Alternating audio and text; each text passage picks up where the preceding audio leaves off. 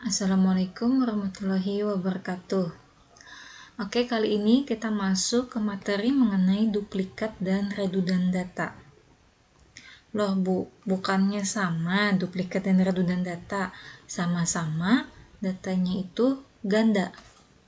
Benar, cuman di sini ada perbedaan. Yang dimana duplikat dan redundant data ini memiliki kelebihan dan kekurangan. Oke, kita lanjut ke slide selanjutnya untuk yang lebih jelasnya ya. Jadi pada tahap perancangan tabel itu yang perlu dihindari adalah adanya data rangkap atau redundan. Nah, sebelumnya kita kan perlu membedakan dulu antara data rangkap atau redundan atau data duplikasi.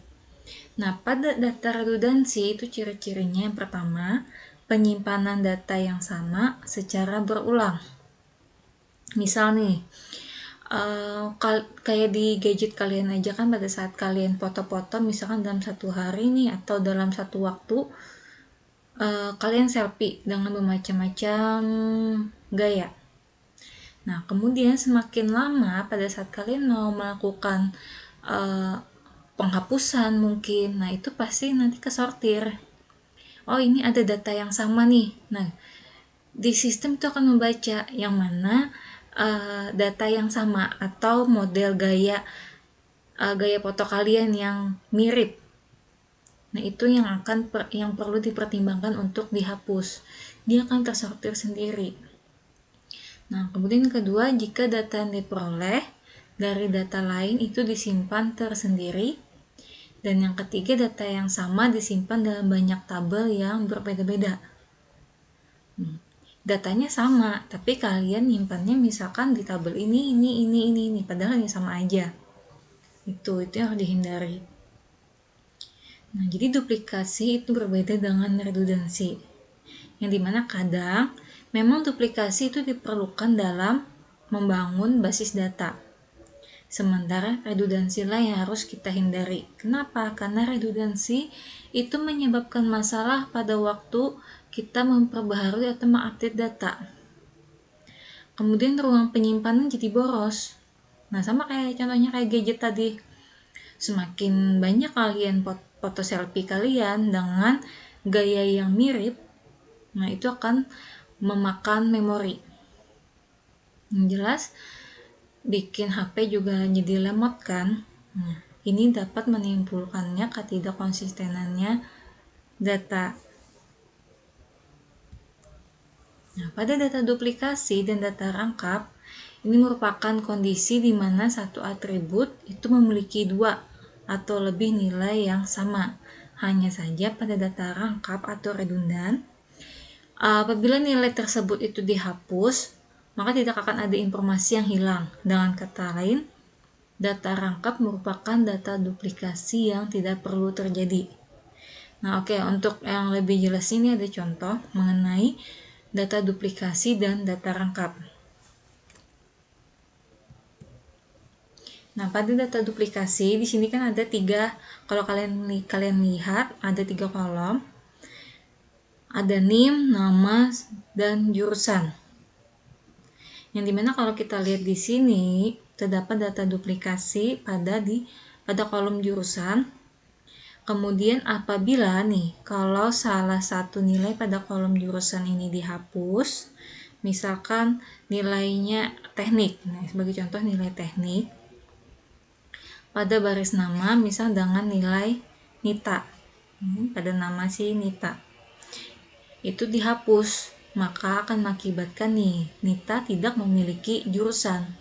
Nah, tapi di sini dia tidak mempengaruhi kolom yang lain atau nilai yang lain, karena yang dihapus hanya di kolom teknik di baris nama dengan nilai Nita. Nah, ini duplikasi.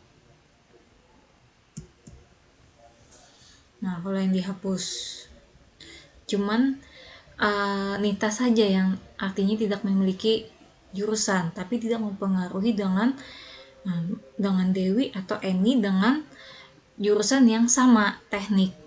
Nah, kemudian untuk data rangkap atau redundan, di contoh selanjutnya, ini yang yang perlu kita hindari dalam merancang sebuah tabel atau basis data. Di sini ada 4 kolom. NIM, nama, jurusan, SKS. Nah, kalau kalian lihat di sini terdapat data rangkap pada baris pertama dan ketiga di jurusan ya. Sama-sama memiliki jurusan teknik yang diberi warna merah. Nah, apabila pada kolom SKS pada jurusan teknik SKS-nya kan ada 150. Nah, pada kolom SKS ini nilai 150 itu dihapus. Nah, itu akan mengakibatkan adanya nilai kosong dan menimbulkan informasi yang tidak konsisten. Nah, apa maksudnya? Jadi kalau nilai SKS 150 ini kita hapus, itu otomatis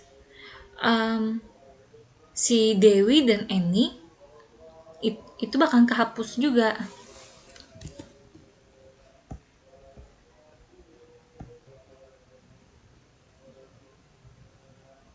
Nah, yang maksudnya di sini kehapus artinya si Dewi dan si Eni ini yang memiliki jurusan teknik dengan SKS 150, Dewi dan Eni malah nggak punya jurusan, hilang sama sekali jurusannya bagi SKS-nya.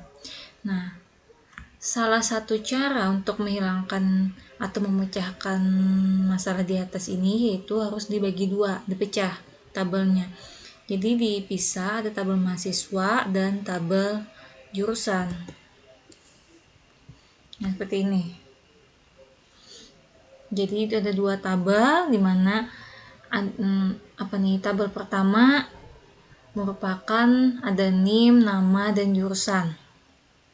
Itu untuk tabel mahasiswa. Kemudian jurusan dan SKS untuk tabel jurusan. Nah, itu dibagi dua. Supaya apa? Jadi dia manggil aja. Jadi pada saat kita membuat tabel mahasiswa, kita akan memanggil tabel jurusan.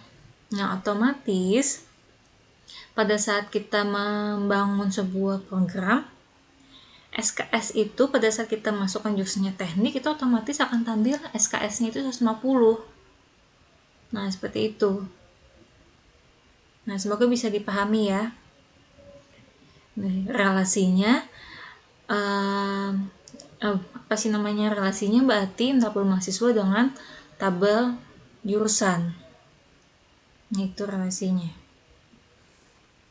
Nah, semoga bisa dipahami. Jika masih bingung ya pelan-pelan aja ya dipelajarinya.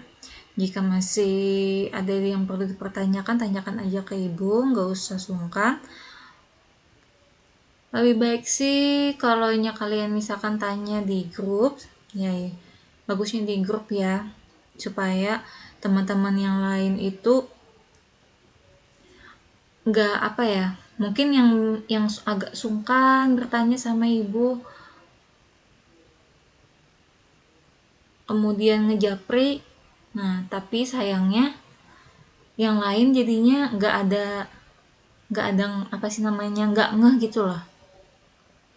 Jadi ada perwakilan dari kelas kalian, misalkan siapa yang ingin bertanya, siapa tahu pertanyaan kalian itu mewakili dari pertanyaan teman yang lain. Ya. Oke, untuk materi selanjutnya kita lanjut ke bagian normalisasi. Nah, jadi di bagian normalisasi ini nanti gimana sih cara kita membuat sebuah tabel yang bentuknya itu normal, yang bisa siap pakai untuk membangun sebuah program. Nah, jadi dia nanti ada 3 tahap untuk normalisasi. Ada mulai dari NF1, NF2, dan NF3. Nah, NF3 ini sudah bisa dibilang siap untuk dipakai untuk membangun sebuah basis data ya. Nah, oke, cukup sekian. Semoga bisa dipahami. Wassalamualaikum warahmatullahi wabarakatuh.